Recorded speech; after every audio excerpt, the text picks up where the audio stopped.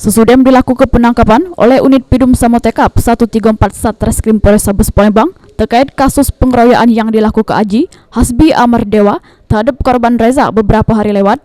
Ini dari hasil pemeriksaan oleh tim penyidik Satreskrim Polrestabes Palembang, kalau keempat bujang tersebut sudah ditetapkan jadi tersangka. Hal tersebut diungkapkan langsung oleh Kasat Reskrim Polrestabes Palembang Kompol Triwahyudi. Kasat Reskrim menambah keempat tersangka tersebut dikenakan pasal 170 KUHP tentang pengeroyokan dengan ancaman hukuman 5 tahun penjara. Dirinya juga menghimbau ke para pelaku lainnya yang ikut jeru kasus pengeroyokan tersebut untuk menyerah ke diri. Karena nama-nama pelaku lain tersebut sudah dikantongi dari hasil pemeriksaan keempat tersangka utama.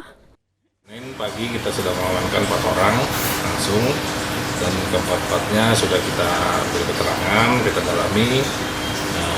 Alhamdulillah saat ini kita sudah tetapkan juga keempat tersebut sebagai tersangka untuk kita tindak lanjuti pemberkasan dan proses sampai dengan kejaksaan.